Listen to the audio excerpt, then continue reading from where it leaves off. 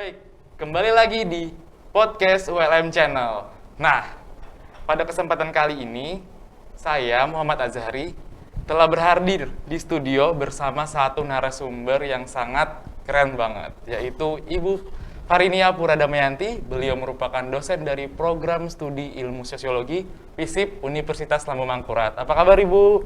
Alhamdulillah baik dan sehat. Oke. Nah Bu,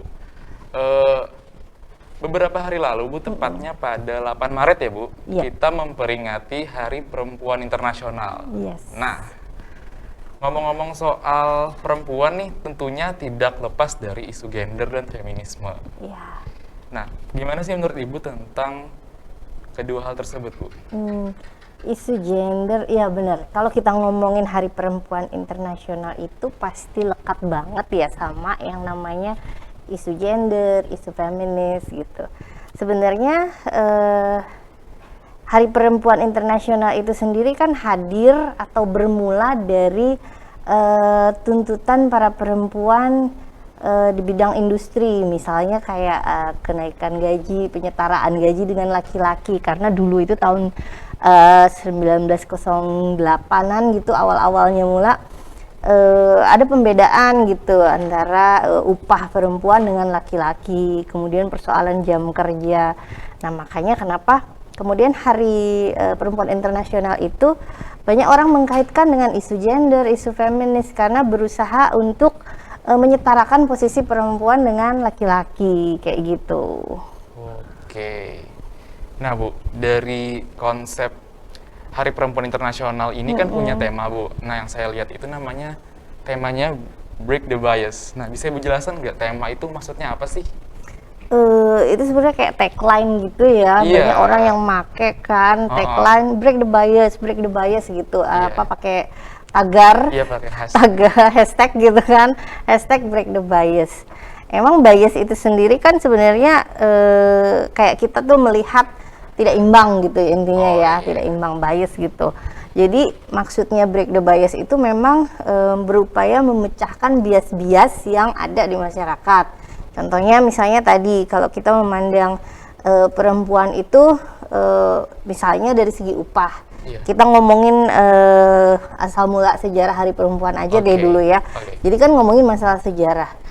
Dipandang karena perempuan itu bukan tanda kutip makhluk yang produktif. Yang produktif itu dipandang kan laki-laki.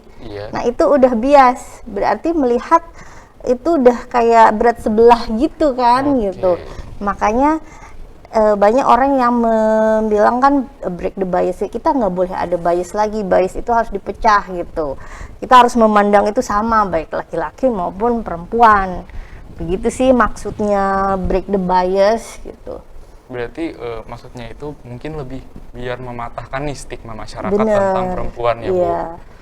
Cuma persoalannya kan break the bias itu sebenarnya udah lama banget gitu. Itu yang saya agak sayangkan gitu ya, yang rame beredar tentang tagline break the bias untuk 2022 ini. Sebenarnya kan kita itu udah lama ngomongin bias gender di masyarakat. Sudah bahkan di Indonesia udah puluhan tahun kita itu ngomong laki-laki dan perempuan nggak boleh dipandang berbeda, jangan ada bias-bias itu, jangan ada bias gender di masyarakat. Sebenarnya udah lama banget. Kenapa baru sekarang itu? Dari zaman Kartini juga sudah. Ya kan maksudnya kayak di pendidikan gitu misalnya kan. Kalau dulu misalnya yang bebas untuk bersekolah laki-laki, yang perempuan enggak. Itu kan bias gender di bidang pendidikan. Artinya ngomongin break the bias itu sudah lama banget gitu.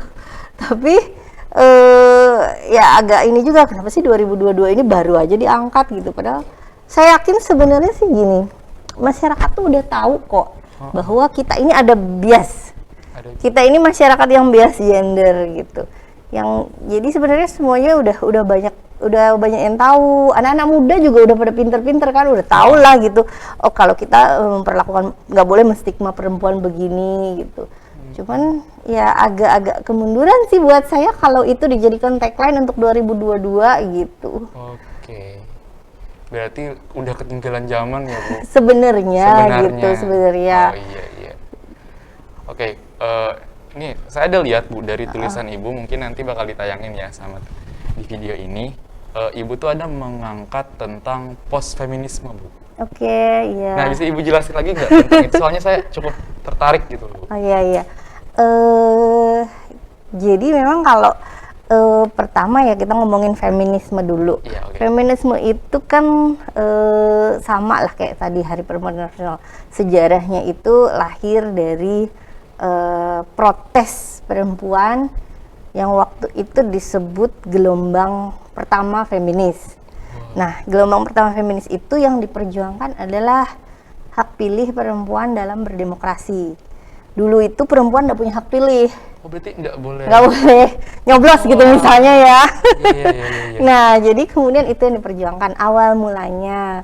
Lalu masuk gelombang kedua yang mulai berkembang isunya nggak cuma dalam hal demokrasi aja, terus berkembang akhirnya ya udah menjadi gerakan feminis gitu secara umum. Nah, feminis itu kan sendiri terbagi-bagi gitu ya. Ada yang misalnya ekofeminis. Itu yang diperjuangkan adalah terkait perempuan dan lingkungan. Namanya juga eko gitu kan. Eko feminis itu bidang lingkungan. Kemudian feminis sosialis itu biasanya perempuan dalam hal ekonomi gitu. Nah, post feminis sendiri itu ngelihat bahwa perempuan berusaha ngelihat bahwa perempuan ini tidak bisa disamakan.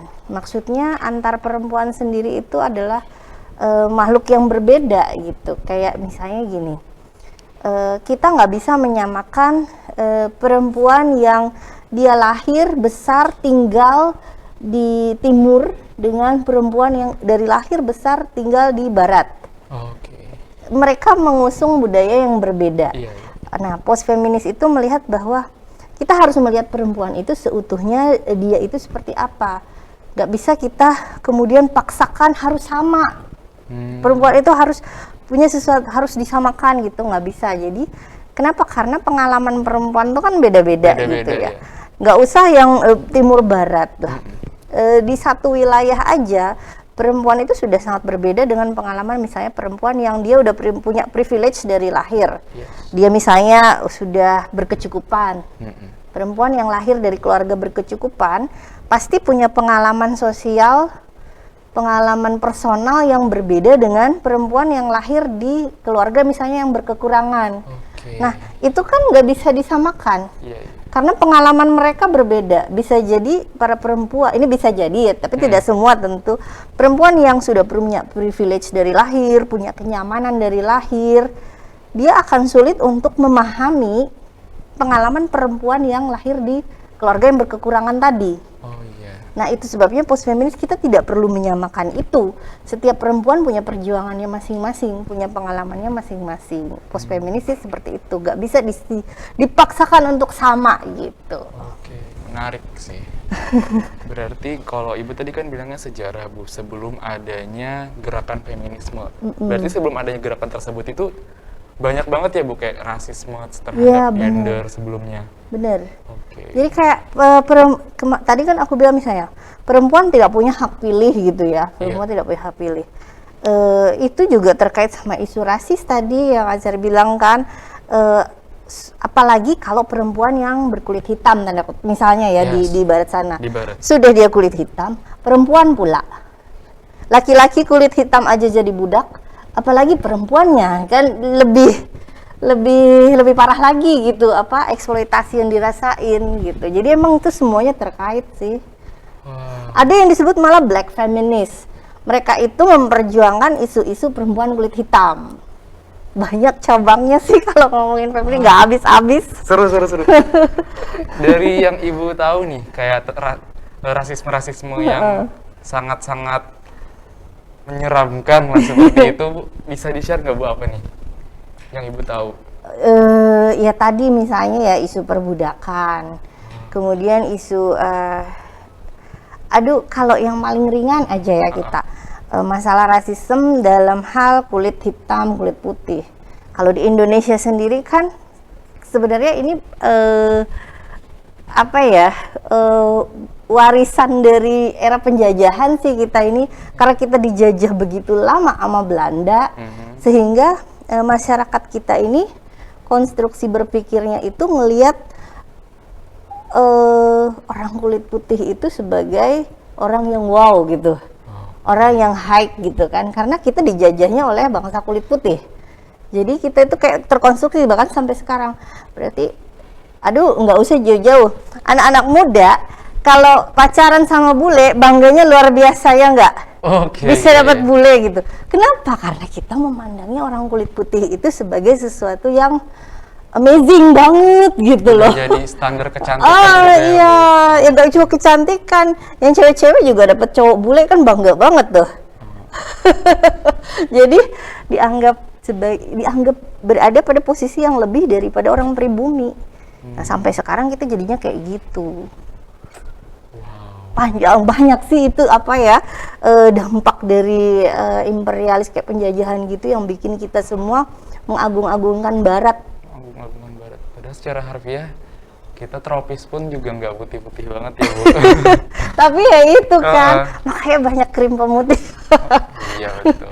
Karena kita dari dulu dikonstruksi Barat itu bagus, Barat itu hebat, Barat itu ya putih. Karena Barat itu kan kalau dari ininya white Anglo-Saxon gitu ya, orang-orang berkulit putih kan mereka itu. Jadi kita ya yang putih itulah orang yang baik, yang paling bagus di antara yang lain gitu. Ras-ras yang lain itu di bawah kulit putih. Oke.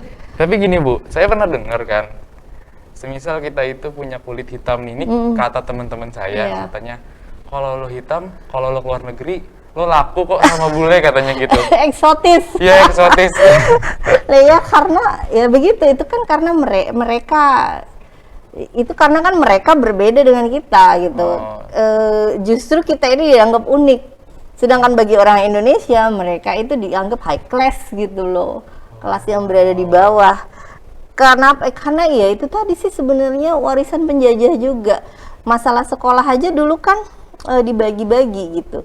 Waktu zaman penjajahan yang boleh sekolah itu cuman anak-anak dari ya, Belanda, kemudian peranakan Cina, baru orang pribumi tapi yang punya darah biru, yang keturunan bangsawan, ya priai, itu yang boleh sekolah kan dulu itu rakyat betul, jelata nggak boleh.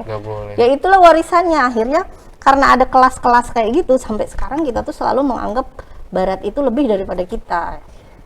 Udah terstigma duluan. Susah ya ngilangin stigma kayak gitu ya. Apa ya sebutannya? Saya selalu bilang itu mental inlander sih. Mental pribumi yang dijajah. Ya kita itu sampai sekarang punya mental kayak gitu jadinya. Iya. Nggak usah sejauh-jauh. Saya gitu misalnya, ada seminar. Siapa pembicaranya? Orang luar, orang Barat. Wow gitu. Begitu saya dengerin, kok materinya kayak gitu-gitu aja sih, sama aja kita juga bisa. Ya mohon maaf ya, bukan saya ini, cuman sebenarnya nggak wow banget isi materinya gitu. Kita juga bisa, cuma saking pembicaranya orang luar aja kita udah terstigma duluan kan, bahwa mereka itu padahal isi materinya hasil penelitiannya sama aja yang dikerjain teman-teman juga banyak yang gitu. Nah gitu ya, bener. Oke, menarik sekali Bu. Tapi kita bakal break sebentar ya, Bu. Oke, terima kasih.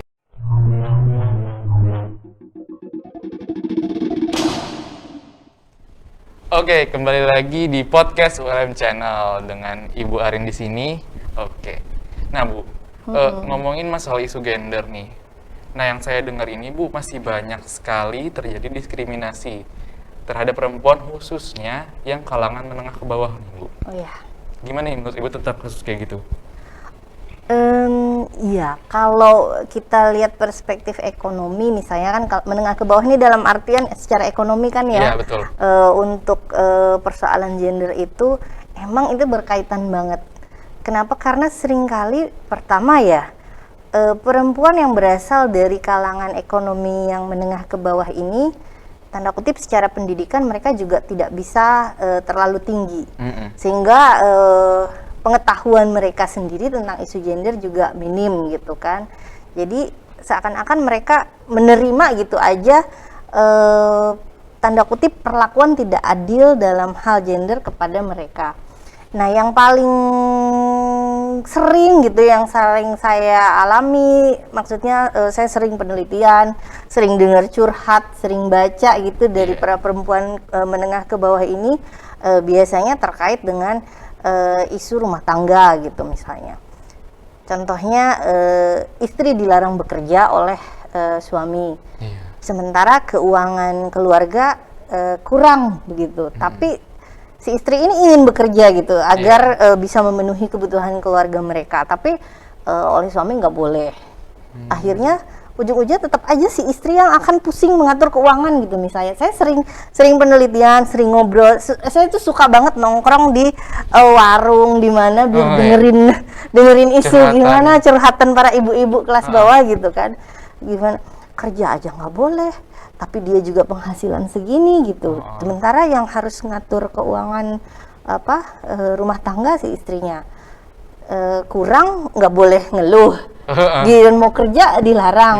Nah, itu salah satu diskriminasi sih, ketika perempuan itu sebenarnya dia pingin bekerja tapi kemudian dilarang untuk bekerja.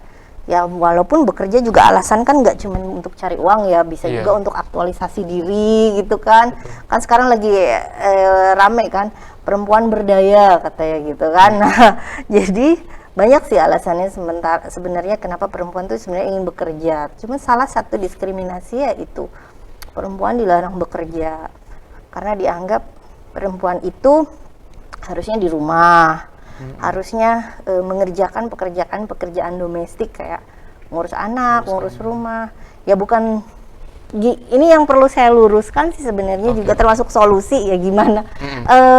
Banyak orang yang menganggap aktivis gender, feminis itu melarang perempuan ngurus anak, melarang perempuan masak, melarang perempuan melayani suami, melarang perempuan ngurus rumah. Sebetulnya bukan itu.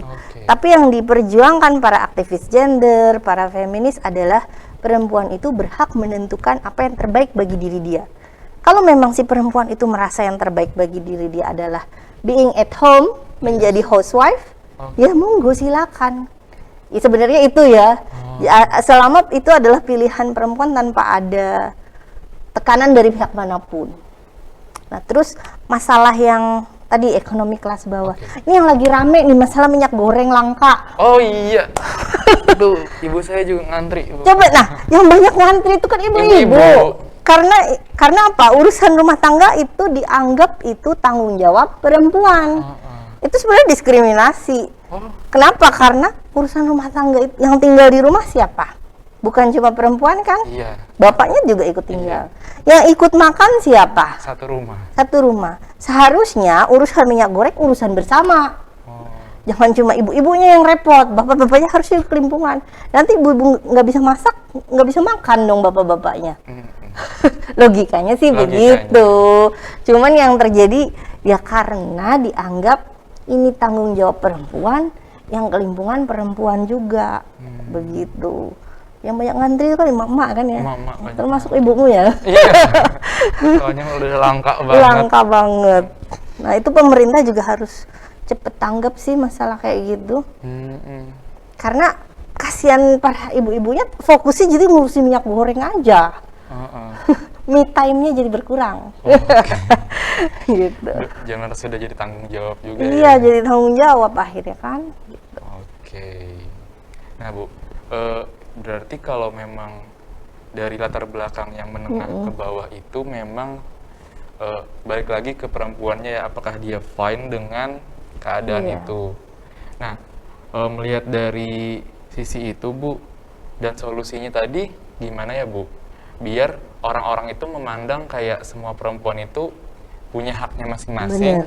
Baik mereka dari keluarga menengah ke atas, sosial ini, sosial itu, dan baik bagi mereka menengah ke bawah. Kayak gitu Bu. Ya emang berat sih ya, karena ini udah mendarah daging kan, bahwa pandangan tentang stigma perempuan itu berbeda sama laki-laki yang kayak gitu-gitu dalam hal hak-haknya loh ya. Kalau secara fisik kan memang beda. Tapi ini dalam masalah hak itu emang berat. Kita mau merubah itu nggak mudah. Apalagi kalau udah yang saya sih pikir ini bisa berubah dengan kita mendekati mereka yang masih muda, masih anak-anak, kita ajarkan tentang kesetaraan gender. Kalau yang udah tua-tua agak susah dirubah ya. Oh iya. Ini yang saya harapkan sih sejak kita para generasi muda, generasi anak-anak, ini harus diajarin masalah kesetaraan gender sejak awal. Dini banget ya, Bu? Jadi kan begitu mereka nanti dewasa, kesetaraan itu udah otomatis terbentuk dengan sendirinya. Udah jadi perempuan brave. Iya, makanya kalau yang udah tua emang agak berat sih. Jadi misal saya kasih penyuluhan soal gender gitu di desa-desa, apalagi misalnya, itu ya pasti banyak pro kontra. Gak bisa Bu, kan sudah kodratnya perempuan begitu di bawah laki-laki gitu kan. Ini bukan persaingan, saya bilang, antara laki-laki sama perempuan, bukan. Tapi gimana dua-duanya bisa berdampingan hidup dengan baik. Bukan masalah perempuan kemudian mau melebihi laki-laki, sebenarnya enggak. Biar Cuma setasta aja ya, Bu. satu, sama-sama berdampingan sebetulnya. Cuman kan kalau yang sudah angkatan lama itu yang susah ya dirubahnya. Udah terstigma, udah terkonstruksi duluan. Jadi kalau solusi saya bicara, kita harus banyak-banyak mensosialisasikan ke generasi muda dan mendidik anak-anak kita. Iya, nanti kalau punya anak juga harus diajari kesetaraan ya. Kesetaraan juga. Karena gini, kita ngomong kesetaraan bukan cuma pada perempuan, pada laki-laki juga. Laki-laki juga bisa loh di stigma merasakan ketidakadilan gender. Misalnya nih, Azhari punya pacar. Maunya dibayarin mulu dengan alasan kan kamu yang laki-laki, kamu yang harus bayarin terus, harus traktir, harus ini, dengan alasan kamu laki-laki, perempuan maunya dibayarin, kan tidak adil buat laki-laki juga. Wow, baru sadar. Abis itu harus antar jemput pacar, kenapa? Kan kamu yang cowok, kamu yang jemput terus, kan gak adil buat laki-laki. Oh iya ya. Jadi ngomongin gender, ngomongin feminis itu nggak cuma masalah ketidakadilan bagi perempuan, laki-laki juga punya menderita sebenarnya dengan beberapa hal masalah ketidakadilan ini. Oh iya. Warna pink, coba kalau cowok pakai kaos pink pasti dikatain melambai gitu. Oh, aneh ya Bu. Iya, padahal warna tuh kan nggak punya jenis kelamin. Iya. Cuman ya gitu deh, laki-laki jadi terbatas pilihannya. Sementara kalau cewek pakai baju hitam nggak masalah. Gak masalah. Kalau cowok pakai baju pink, orang ada apa nih gitu kan? Berarti diskriminasinya itu lebih ke toxic masculinity ya Bu? Yes. Yang masih banyak sampai sekarang. Ya, cowok pakai skincare salah, katanya gitu. Kurisaan salah. Perusahaan salah, jadi maunya apa gitu kan? Iya, laki-laki juga sekarang ini mulai merasa kok nggak adil juga ya gitu buat laki-laki. Nah makanya tujuan kita belajar gender, belajar feminis supaya baik laki-laki maupun perempuan bisa berdampingan hidup dengan baik gitu. Tidak ada yang kemudian merasa terdiskriminasi atau tereksploitasi. Bisa hidup apa yang mereka mau. Bener. Baik perempuan atau laki-laki. Iya, dengan pilihan mereka masing-masing. Oke, menarik banget. Nah, jadi tadi saya nangkap Bu, yang penting itu kita kalau udah kita ngomongin apa ya, stigma masyarakat yang udah senior itu mungkin agak susah dibentuk ya Bu. Jadi mending kita kasih sosialisasi ke yang muda-muda atau anak usia dini tentang isu gender. Dan selain isu gender juga berdampingan apa ya, sex education. Iya banget. Itu penting banget deh kayaknya sekarang itu ya, sex education. Nah menurut Ibu nih, gimana sih cara mensosialisasikan sex edukasi itu Bu? Biar soalnya banyak nih Bu tentang pelecehan dan lain sebagainya. Oh iya yang susah banget. Lagi rame kemarin ya. Banget. Nah, jadi kalau tips dari Ibu nih buat teman-teman ULM Channel buat ngasih nih pembelajaran, mungkin nanti sobat ULM juga nantinya jadi orang tua, gimana nih cara ngedukasi anak tentang isu gender? Yang berkaitan sama masalah sex education dan pelecehan tadi ya. Iya, pertama sih kayak gini, masalah pelecehan itu mungkin tidak akan terjadi kalau basic gendernya kuat, menurut aku sih gitu ya. Jadi pertama kita mulai dari basic gender dulu, bahwa kamu harus respect each other, mau laki-laki maupun perempuan harus dihargai. Nah itu kan dari isu gender. Kemudian kan nanti akan berangkat kepada sex education dan masalah pelecehan. Dengan dia ketika sudah kuat pandangan bahwa kita harus menghargai mau laki-laki maupun perempuan, perlakukan sama, maka akan meminimalisir pelecehan-pelecehan itu gitu. Termasuk yang ini yang umum ya, yang umum misalnya pelecehan terjadi karena perempuan misalnya pakai bajunya minim. Nah, itu nggak akan terjadi kalau sejak awal kita menekankan gitu pada misal anak kita nanti gitu ya, atau pada teman-teman kita bahwa apapun pilihan seorang perempuan dalam hal ini cara berpakaian dia, ya kita tetap tidak boleh melakukan pelecehan gitu. Masa misalnya kita taruhlah gini, kalau puasa ya, bentar lagi kan bulan puasa, puasa. Ada makanan di depan kita, terus kita tergoda memakan. Masa kita nyalahin makanannya? Yang salah siapa? Ya kita yang nggak bisa menahan diri. Iya betul. Salah makanannya ada di depanku gitu. Makanannya manggil-manggil. Kan logikanya sih seperti itu ya. Kita tidak bisa menyalahkan orang lain atas kesalahan yang kita buat. Kalau kita melakukan pelecehan nggak bisa kita pakai alasan apapun, karena bagaimanapun juga ya kita pelaku, ya kita yang salah. Nah makanya itu saya pikir ini semua berkaitan ya, masalah gender, masalah kita belajar soal gender, masalah sex education, masalah pelecehan, itu semua saling terkait sih. Jadi memang harus memperkuat itu gitu. Apalagi nanti generasi yang akan datang ya, nanti kalau kamu punya anak gitu, memang sih ngomongin sex education ke anak-anak tuh susah ya. Mungkin lebih ke bahasanya ya. Bahasanya sih gitu. Kalau untuk anak perempuan. Makanya saya diawali dengan nggak usah ke seksnya dulu, tapi menghargai sebagai manusia lah dulu. Itu minimal. Sebenarnya kan itu gampang sih. Kita tidak boleh mengganggu orang. Mengganggu itu kan macam-macam, termasuk di dalamnya ada pelecehan seksual. Udah sampai segitu, kalau memang mengganggu orang dalam hal apapun itu tidak boleh dilakukan gitu, kita ngajarin ke anak kita. Nanti kan baru berkembang, seiring dia nambah usia ya nambah juga kita ngajarin mengganggunya yang ini gitu. Oh iya betul. Diperkuat dari dasar sih mestinya. Berarti dari kecil udah diajarin. Iya. Saya kalau anak cewek, kalau yang megang ini nanti teriak ya gitu ya Bu. Iya, itu kan banyak sih sudah komik-komik yang ngajarin sex education gitu ke anak-anak.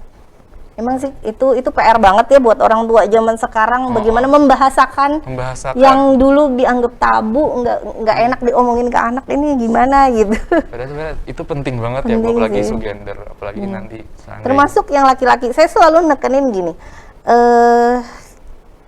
selama ini orang tua itu terlalu fokus pada mendidik anak perempuan, jangan begini, jangan begitu, nggak boleh gini, nggak boleh gitu. Nah, udah saatnya kita fokus juga mendidik anak laki-laki agar tidak melakukan ini, tidak melakukan itu terhadap perempuan. Biasanya kan orang tua sama anak perempuan, hati-hati ya nak, jangan pakai baju mini, jangan keluyuran, jangan sering-sering main sama anak cowok. Fokusnya selalu ke anak perempuan. Kenapa enggak kita sekarang ke anak laki-laki deh? Kasih tahu anak laki-lakimu, saya bilang gitu. Jangan melecehkan perempuan, jangan memperkosa perempuan, jangan ngasih obat tidur ke perempuan. Iya betul. Selama ini kan enggak. Aku enggak pernah dengar ada orang tua ngomong begitu. Ya mungkin maksudnya secara gamblang ngomong begitu. Biasanya ke anak perempuan kan. Jarang anak perempuan gak boleh pulang malam. Ya itu yang sering. Sedangkan ke anak laki-laki itu kita nggak fokus ke sana. Maunya sih dua-duanya, yang perempuan diajarin, yang laki-laki juga diajarin dong gitu. Batasannya ya kalau gitu. Oke, menarik banget. Jadi memang penting ya, khususnya semua dari kalangan, baik itu anak-anak dan orang dewasa. Iya. Ya memang isu gender itu masih kuat ya Bu sampai sekarang, tapi harus diluruskan seperti itu. Sejak anak-anak, ini PR-nya. PR banget nih buat Gen Z nanti yang bakal jadi orang tua. Bakal jadi orang tua. Oke. Karena tantangannya tambah gede ke depan. Iya. Apalagi dengan teknologi sekarang ya Bu. Yes. Cepet banget. Cepet banget. Ponakan saya aja umur 2 tahun udah YouTubean Bu. Itulah Gen Z sekarang. Oke, menarik banget. Tapi kita bakal break dulu bentar, Bu. Oke. Nanti kita bakal lanjut ke segmen selanjutnya.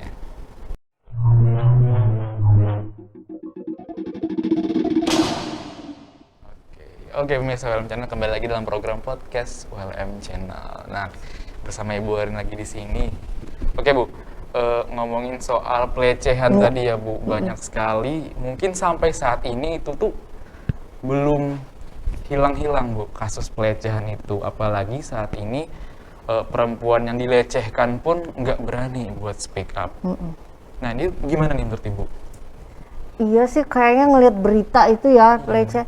Nanti berita ini udah hilang, muncul lagi ada, nggak habis-habisnya gitu. Pelakunya nggak hilang-hilang gitu ya, Bu? Ada terus, dan nggak ada jera-jeranya ngelihat kasus. Wah, ini kan ada ketahuan ditangkap, kok masih ada lagi pelaku, anehnya gitu ya. Tapi emang sih fenomena pelecehan seksual itu fenomena gunung es, yang artinya yang kelihatan cuma sedikit, sebenarnya terjadinya banyak. Kenapa? Karena yang tadi dibilang nggak berani speak up korbannya gitu. Kenapa gitu kan? Kok perempuan itu yang notabene banyak korban ini memang perempuan sih ya, nggak berani untuk speak up karena banyak faktor sih. Yang pertama stigma, tadi kita udah omongin. Seringkali orang kemudian menyalahin korbannya. Emang kamu waktu itu pakai baju apa, katanya, misalnya kayak gitu. Lari-larinya ke sana. Jangan-jangan kamu sebenarnya nanggepin nih, atau gimana ya gitu. Kamu sih kemarin terlalu baik, tahu ramah, ditanggepin, nyalahin korbannya. Itu karena banyaknya hal yang kayak gitu, akhirnya bikin korban ini nggak berani speak up. Takutnya nanti aku disalahkan, mending diam deh gitu. Itu satu faktor. Faktor kedua, anggapan bahwa aib tadi. Kalau misalnya jadi korban, maka akan jadi aib buat dia. Padahal saya sering bilang gini, korban pelecehan, korban pemerkosaan itu bukan aib bagi korban, tapi aib buat pelakunya. Aib itu apa sih? Aib itu kan perbuatan yang buruk. Iya. Berarti kan yang aib itu bukan si korbannya, pelakunya. Cuman kan masyarakat kita ya, nggak usah deh kamu cerita kemana-mana, aib itu harus ditutupin. Nggak usah lapor deh ke polisi, nanti malu keluarga, ketahuan orang banyak kamu korban perkosaan. Aibmu kemana-mana. Nah, seakan aib itu aib korban, padahal definisi aib aja kan udah perbuatan buruk. Perbuatan buruk yang melakukan kan pelaku. Harusnya itu aib pelaku. Cuman masyarakat kita kebalik mikir, nggak tahu logika kebalik ya. Lagi-lagi stigma masyarakat. Logika kebalik ya. Dan itu nggak, ini loh, biasanya kadang berasal dari keluarga si korban sendiri. Oh, yang melarang. Mending diam aja deh, malu gitu. Misalnya bapak ibu kan malu nanti ketahuan orang banyak kamu tuh pernah diperkosa misalnya gitu. Nah, itu akhirnya bikin dia nggak berani speak up. Cuma persoalannya dengan nggak berani speak up ini kan kayak melanggengkan ya, melanggengkan perilaku para pelaku ini. Jadinya mereka ngerasa aman aja, baik-baik aja. Semakin gitu. Semakin melanglang buana lah si pelaku. Semakin ya kan? Mana awas kamu jadi pelaku juga.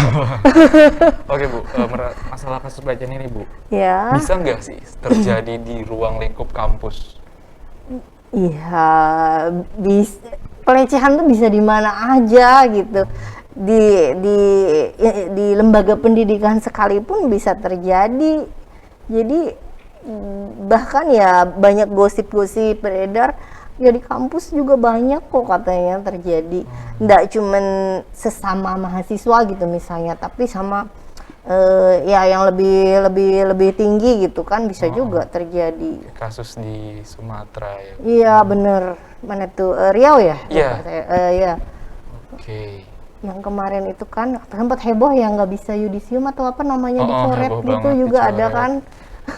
Malah jadi aib mahasiswa. Iya, nah jadi bisa terjadi di mana aja, di lingkungan pendidikan sekalipun. Aduh, yang kemarin berita heboh yang santriwatinya diperkosa sampai berapa orang itu di berita TV. Oh iya. Yang rasanya kemarin pelakunya dapat hukuman apa ya? Hukuman mati apa ya? Lupa aku. Heri sobat. Aku lupa lah pokoknya. Yang ada itu kasusnya kan. Jadi bisa atau nggak usah di lingkungan pendidikan, di rumah juga bisa terjadi kan. Iya. Tapi yang paling parah sih sebenarnya juga selain lingkungan rumah, lingkungan pendidikan. Pendidikan ini tanda kutip kita kan seharusnya menganggap ini tempat orang-orang baik ya. Orang baik, orang-orang yang menempuh. Secara normatif orang yang berpendidikan loh, lembaga pendidikan, orang yang berpendidikan, orang yang baik, orang yang tahu-tahu aturan semua. Cuman sayangnya masih banyak terjadi gitu kasus pelecehan-pelecehan misalnya di kampus gitu kan. Nah, itu yang sebenarnya sayang banget. Di mana aja berarti ya, Bu? Di mana aja bisa terjadi. Bahkan di kampus sendiri pun bisa sama mahasiswa sama yang di atas. Iya, misalnya mahasiswa sama dosennya kah gitu ya. Itu juga ya banyak terjadi ya, sama tadi kayak kasus yang di Sumatera tadi kan. Di Riau. Kayak gitu. Oke, Bu, ngomong-ngomong masalah pelecehan nih, Bu. Kan baru banget kurang lebih 1 bulan yang lalu ya. Ada kasus di ULM itu, Bu, tentang pelecehan seksual juga. Nah, si korban itu berani speak up. Iya. Katanya kasusnya itu 1,5 tahun yang lalu. Nah, menurut Ibu, pada rentan waktu seperti itu, termasuk cepet gak sih dia buat berdamai sama kasusnya itu?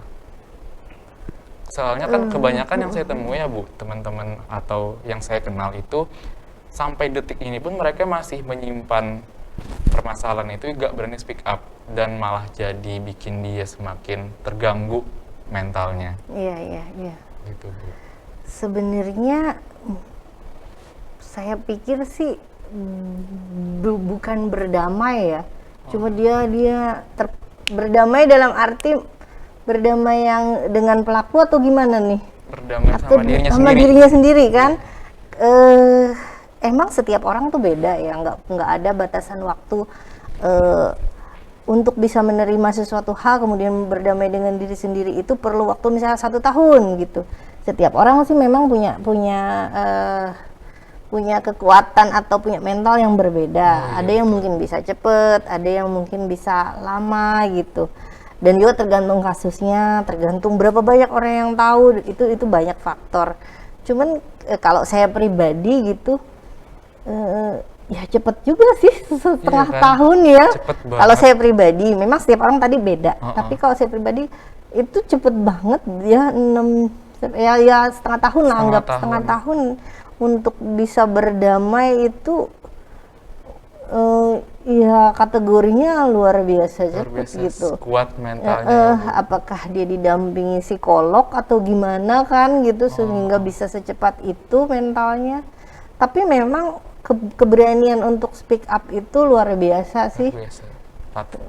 Patut diacungi jempol gitu ketika ada orang atau korban yang berani speak up. Kayak tadi kan udah aku bilang ya, banyak stigma yang bikin orang tuh nggak berani untuk speak up. Jadi ketika ada orang yang berani speak up itu luar biasa. Karena aku yakin pasti mengalami tekanan sana sini ya untuk berani speak up itu. Setelah speak up-nya pun pasti banyak tekanan gitu. Jadi ketika kita menemui mereka yang berani untuk speak up itu perlu sekali kita berikan support sebenarnya. Berikan support supaya kalau mereka mengalami tekanan kiri kanan setelah dia speak up, mereka tahu ada orang yang bersama mereka gitu. Karena memang dari kasusnya si korban ini ya, Bu, saya sangat-sangat gimana ya bacanya, sangat prihatin. Karena memang dari kronologi yang dirincikan si korban itu sangat-sangat si pelaku ini sangat-sangat jahat. Ngeri ya. Iya, ngeri banget. Ngeri bener. Iya, aku juga bacanya tuh merinding sih. Iya, apalagi si pelaku itu juga orang yang punya punya pangkat, power, punya ini. power. Iya, dia punya kuasa ya terhadap korban gitu, ada relasi kuasa di situ kan. Makanya. Bukan hubungan yang setara gitu misalnya kan sesama mahasiswa gitu kan. Pacaran terus ini enggak, ini kan ada persoalan dominasi dari yang laki-laki tuh. Orang yang punya power, orang yang punya pangkat gitu. Nah, Bu, kalau ngomongin korban yang speak up itu, Bu, apakah si korban itu mungkin juga butuh atensi dari orang lain, Bu? Karena kan ada yang berpendapat bahwa si korban ini gimana ya Bu, udah nggak tahu nih pengen ngadu sama siapa-siapa, jadi dia berusaha mencari atensi dari orang yang punya power untuk bisa dukung dia. Betul. Ada juga yang bilang karena dia udah gimana ya, udah merasa menang juga, jadi dia udah, makanya dia berani speak up kayak gitu Bu. Kalau dari pandangan Ibu nih tentang si korban itu gimana Bu?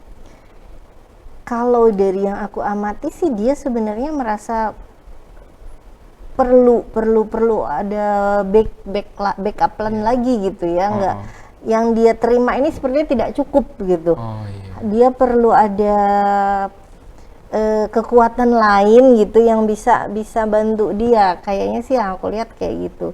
Bukan, sebenarnya dia tidak merasa cukup, tapi ya dia perlu ada lagi orang yang turun tangan gitu dalam mengatasi masalah ini, makanya dia berani speak up. Ya sebenarnya sayang juga sih kenapa speak up-nya baru aja gitu misalnya ya, tapi tentu memang sekali lagi nggak mudah buat speak up gitu. Jadi walaupun tanda kutip agak terlambat, itu tetap mengacungkan jempol sih buat dia berani speak up.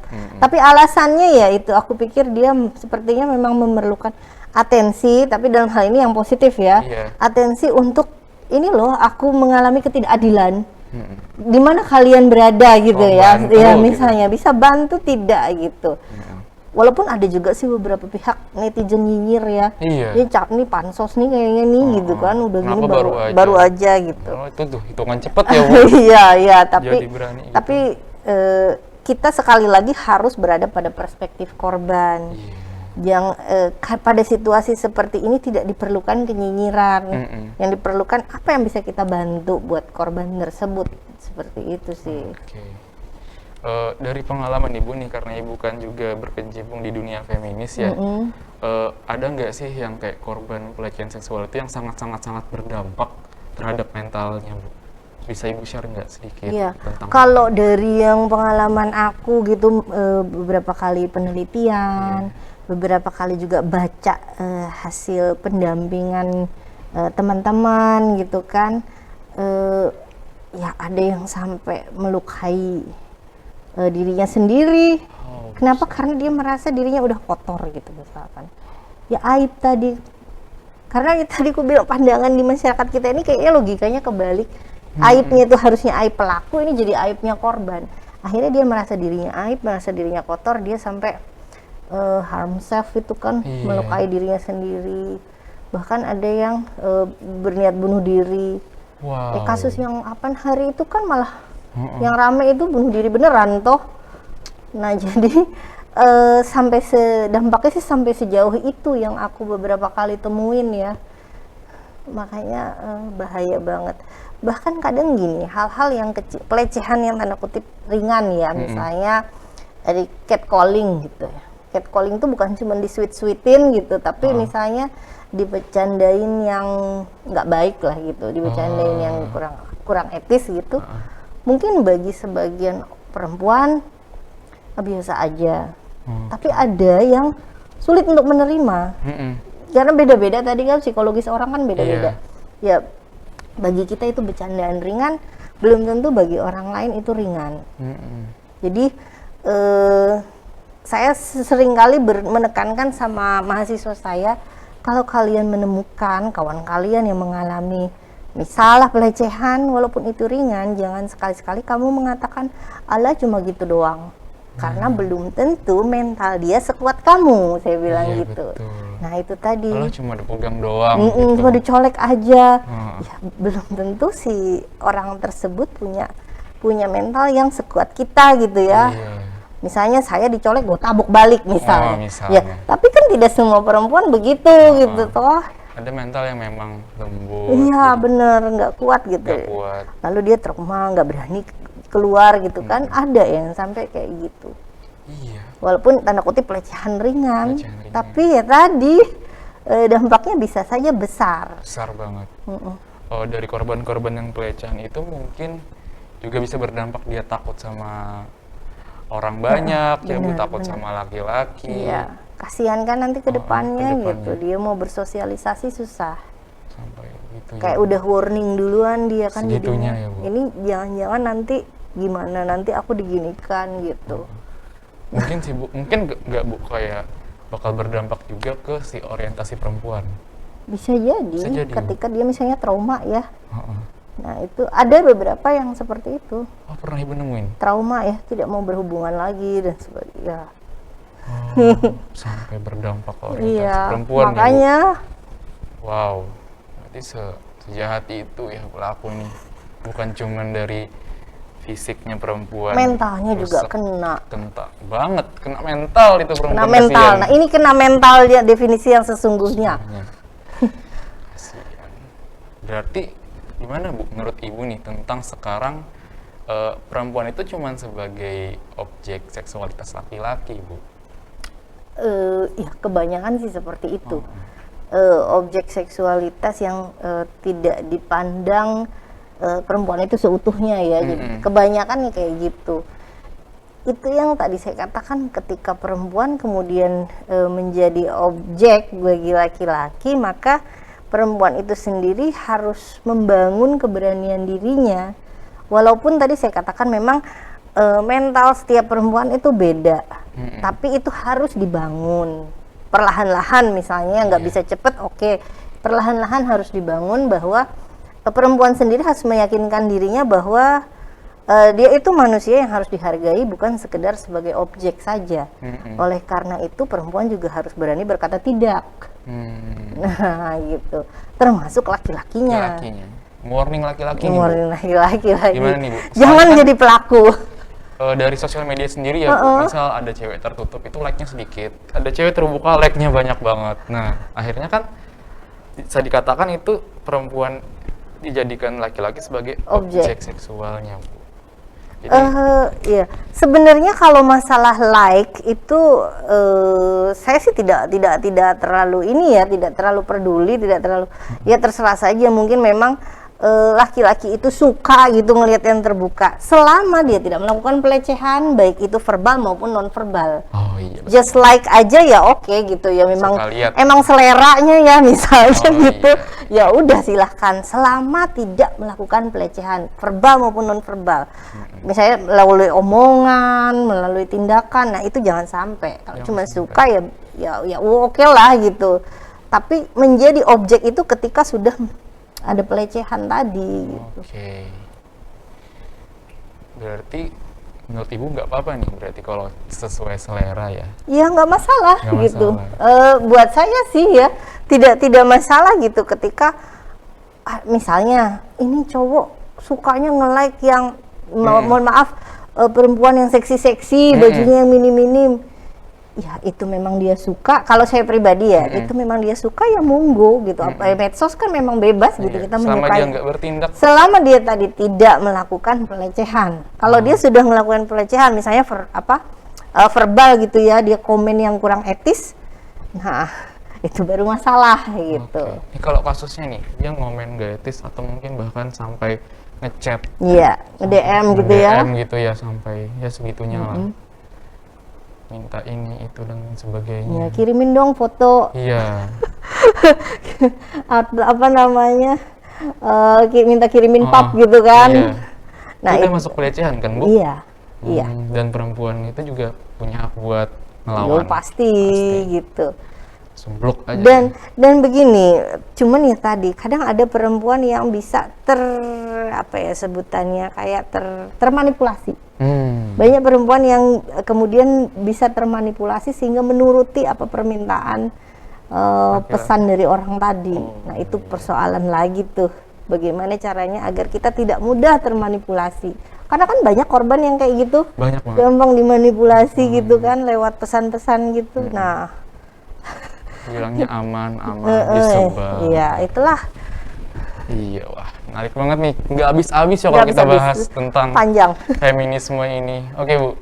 Kayaknya mungkin cukup sampai sini ya, Bu. Oke. Karena tadi setelah saya banyak sekali dapat ilmu dari Ibu, berarti memang kita tuh tetap harus, baik perempuan dan laki-laki itu punya kesetaraan gender ya, Bu. Laki-laki juga sering diperlakukan tidak baik, apalagi perempuan. Jadi sama-sama menghargai lah Kayak gitu ya, Bu? Menghargai diri sendiri dan orang lain. Dan orang lain itu yang paling penting. Oke.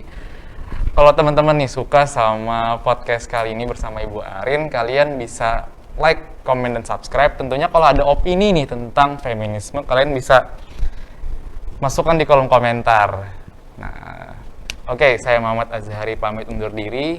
Terima kasih yang sudah menonton. Sampai jumpa. Wassalamualaikum warahmatullahi wabarakatuh. Waalaikumsalam warahmatullahi wabarakatuh.